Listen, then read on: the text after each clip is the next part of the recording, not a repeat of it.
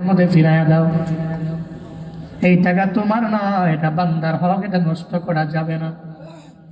গোবিন্দপুরের মুসলমান, আল্লাহর হক যদি নষ্ট করে আগাও, আল্লাহ চাইলে তোমারে মাফ করে দিতে পারে তাওবার মাধ্যমে।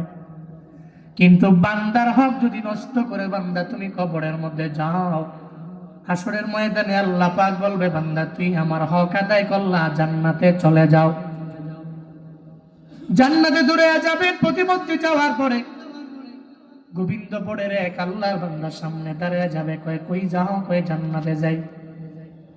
কই যে নেতার পাওয়ার দেখা যে 20,000 টাকা নিছিলা আমারে দাও নাই, আজকে 20,000 টাকা আমায় দাও, এরপরে রবের জান্নাতে যাও। আপনারা বলেন তো বাপ, ওদিন ওই টাকা দিয়া জান্নাতে যাওয়া যাবে? যাবে? টাকা তো নাই। তাহলে আমি কি করবো? টাকা নাই, তাহলে নেক দাও। টাকার বদৌলতে নেক দেওয়া হবে। দেখা যাবে কনফার্ম জান্নাতি ব্যক্তিটা জাহান্নামী হবে, কনফার্ম জাহান্নামী ব্যক্তিটা জান্নাতি হবে। এই জন্য জীবনে কোনোদিন বান্দার হক নষ্ট করা যাবে না, এটা অন্যায়। বান্দার হক নষ্ট করার পরে বান্দা যদি আপনারে আমারে মাফ না করে, আল্লাহ মাফ করতে পারবে না। মায়ান নবী বলতে লাগলেন, আবু জাহাল, এই টাকা তোমার না, তোমার বাবার না। টাকা ইহুদির পাওনাদারের টাকা, ফিরে দাও। আবু জাহাল কয়, মোহাম্মদ তুমিও তো আমার সাথে সুপারিশ করার জন্য কেন দাঁড়াইলা? মায়ান নবী কয়, আল্লাহ তো মানুষের টাকা, পাওনাদারের টাকা ফিরে দেওয়ার জন্য সুপারিশ করণের লেগাই তো আল্লাহ দুনিয়াতে আমারে পাঠাইছে রে আবু জাহাল।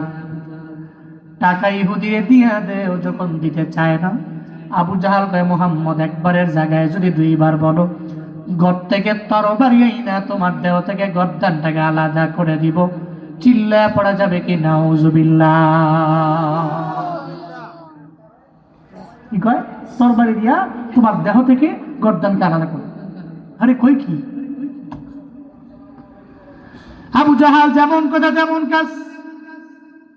দৌড়ে চলে গেলেন ঘরের মধ্যে তরবারি আনার জন্য, আমার নবীরে মেরে ফেলবে, নবীর দেহ থেকে গর্দানটাকে আলাদা করে দিবে। নবী তো আবু জাহালের দরওয়াজায় দাঁড়াইয়া,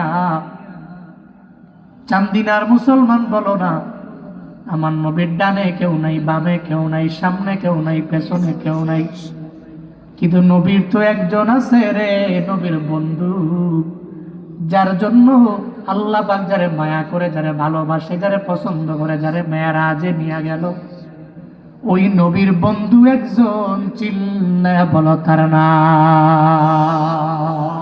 কেউ নাই নবীর পাশে। কে? মায়ার নবী ডাকলো, হে মালিক, আবু জাহালের বাড়িতে আমি আসছি, ইহুদি আমারে বলে নাই, আমি রিকোয়েস্ট করে নিয়ে আসলাম। আবু জাহালের বাড়ির সামনে আসার পরে আবু জাহাল তো দিতে চায় না, উল্টা আমারে মারার জন্য তরবারি আনতে দৌড়ায়। আল্লাহ গো, তুমি আমারে সাহায্য করে নাও, সাহায্য করে তুমি আমার হয়ে যাও রে আমার আল্লাহ। আল্লাহকে ডাকতে দিয়ে আমার আল্লাহ আমার নবীর ডাকে সাড়া দিয়া দিল। সঙ্গে সঙ্গে আল্লাহ পাক বলে, জিবরাইলে একটা বাঘ সাইজা আমার নবীর সামনে গিয়া দাঁড়ায় যাও। আমার নবীর সাহায্য করার পরে এরপরে তুমি আবার ফিরে আসো না রে জিবরাইল। একটা বাঘের বেশে জিবরাইল যখন আমার মায়ার নবীর দিকে দৌড়ায়, একটা পর্যায়ে আমার মায়ার নবীর পাশে আইসা দাঁড়ায় যাবে, এমন একটা হালাতে আবু জাহাল যখন তরবারি নিয়ে ঘর থেকে বের হয়, দেখে বাঘটা দৌড়াইয়া আমার মায়ার নবীর দিকে দৌড়ায় আসে। আবু জাহাল কয়, মুহাম্মদ যদি এই জায়গা থেকে না যাও, তাহলে একটু পরে বাঘটায় তোমারে খেয়ে ফেলবে। আমার মায়ার নবী কয়, আবু জাহাল, বাঘ কি আমারে খায় নাকি তোমারে খায় একটু পরে বোঝা যাবে, একটু পরে দেখাও যাবে। তুমি একটু দাঁড়াও দেখি, বাঘ আমারে খায় নাকি তোমারে খায়। এমন একটা হালাতে আমার মায়া নবী দাঁড়ানো, সামনে আবু জাহাল দাঁড়ানো। বাঘ দৌড়াইয়া আমার মায়ার নবীর পাশে এসে দাঁড়ায়া যায়। আবু জাহাল দেখে বাঘ আবু জাহালকে খাওয়ার জন্য আবু জাহালের দিকে দৌড়ায়। আমার মায়ার নবী তার চোখ মোবারক দিয়ে দেখে বাঘ যায় না, বরং বাঘ আমার নবীর পাশে এসে দাঁড়ায় রইল। আবু জাহাল ভয় পেয়ে গেল, এই মুহাম্মদ বাঘটারে থামাও না। কয় বাঘ তো তোমার দিকে যায় না, বরং বাঘ তো আমার পাশেই দাঁড়ায় রইল। কয় না না, বাঘ আমারে খাওয়ার জন্য দৌড়ায়। আল্লাহর বান্দার আওয়াজ দাও, আমার মায়ার নবীর চোখ দিয়া নবী দেখে বাঘ যায় না, আবু জাহেলের চোখ দিয়া দেখে বাঘ দৌড়ে যায়। এই খেলা কারো না, এই খেলা একজনের, চিল্লা বলো তার না। কার খেলা? আবু জাহাল দেখে ওরে খাওয়ার জন্য দৌড়ায়। নবীজি কয় না, যায় না। কার কুদরত? এই কার কুদরত? কাদের কুদরত দারি বর কামাল, আনতা রব্বি আনতা হাসবি যুল জালাল, তুহি কাদির জলিলুল্লাহ জাহাদার, বহর হালে তুহি মেরা নিগাহদার। আবু জাহাল বলতে লাগলো, মোহাম্মদ বাগেরে থামাও। নবী কয় বাঘ তো যায় না, কেমনে থামাবো? বাঘ তো থাইমাই রইল, দাঁড়ায় রইল, কয় না আসে। নবী কয় বাঘের এত ডরাও, বাঘের মালিকের কেন তুমি ডরাও না? বাঘের এত ভয় করো তো বাঘের মালিকের কেন ভয় করো না? যদি বাঘের মালিকের ভয় না করে বাঘেরাও যদি ভয় করো, ইহুদির টাকা তোমার নাই, ইহুদির টাকাটা তুমি ফিরাইয়া দাও। সঙ্গে সঙ্গে আবু জাহাল ঘরের মধ্যে গেলেন, টাকাগুলো আইনা ফিরাইয়া দিয়ে দিলেন। ইহুদির এতক্ষণ পর্যন্ত ইহুদির চোখের মধ্যে পানি ছিল, এখন আর পানি নাই। ইহুদির নবী কয়, ইহুদি খুশি হইছো? নি কয় খুশি হয়েছে, দিলে বাড়ি যাও। নবী চলে গেলেন, বাঘের ভাবে চলে গেল। একটু দূরে যাওয়ার পরে ইহুদি মনে মনে চিন্তা ভাবনা করে, যে মুহাম্মদের আজীবন আমরা গালি দিলাম, যে মুহাম্মদের শত্রু হয়ে গেলাম, শত্রু মুহাম্মদের মনে করলাম, আবু জাহালের দুষ্ট মনে করলাম। এখন দেখি আবু জাহাল তো খেয়ানতকারী, মুহাম্মদ তো বড় আমানতদার। যেই আবু জাহালের দল করেছি আর করতে পারি না। দৌড়ে ইহুদি চলে গেল আমার মায়ার নবীর দরবারে, গিয়ে বলে, মুহাম্মদ তোমারে এতদিন পর্যন্ত গালি দিলাম, বড় ভুল করলাম, বড় অপরাধ আমরা করলাম। আবু জাহালের দলের মধ্যে আর থাকতে পারি না, আমারে পড়ায় দাও লা ইলাহা ইল্লাল্লাহু মুহাম্মাদুর রাসূলুল্লাহ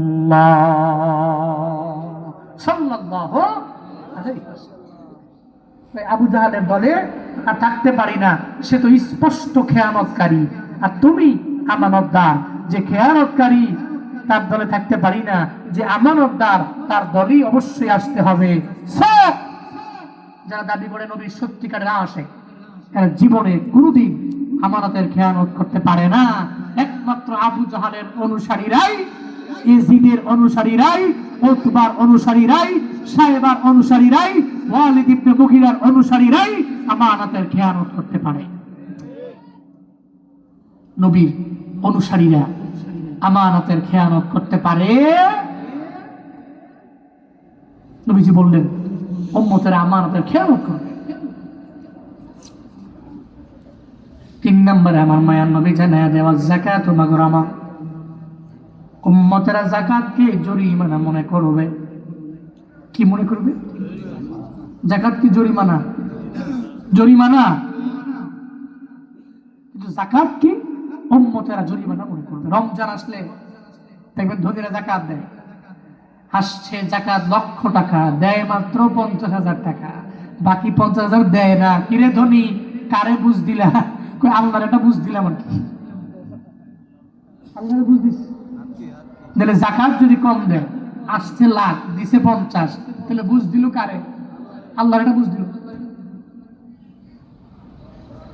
এবং ধনী আছে যাকাত দেয়, এমন লুঙ্গি দেয়, গরিব যায় একবারের জায়গায় 2 বার পুকুরে গোসল কইরা 2টা ডলা মারলে আর ঘাটলার মধ্যে বাড়ি মারলে দেখেন লুঙ্গি ছিঁড়া টেনা টেনা। আছে না নাই? গরিবে কয় আমার রমজান মাসে দিনের বেলা রোজা রাইখা 2 ঘন্টা দাঁড় করে এই লুঙ্গি এ না দিয়ে যদি দিলে থাপ্পড় দিত তাও ভালো হইতো। দোকানের সাথে গিয়ে কন্টাক্ট করে সর্বনিম্ন লেভেলের লুঙ্গি যেটা একবারে সর্বনিম্ন এটা দেব,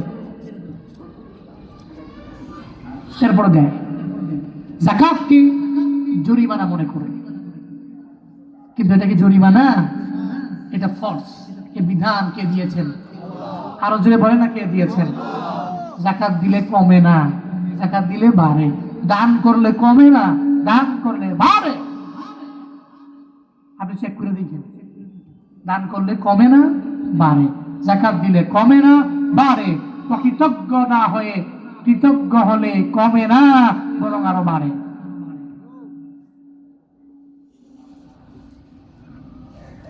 যাকাত দিলে কমে না বরং আমার আল্লাহ বাড়ায় দেয়।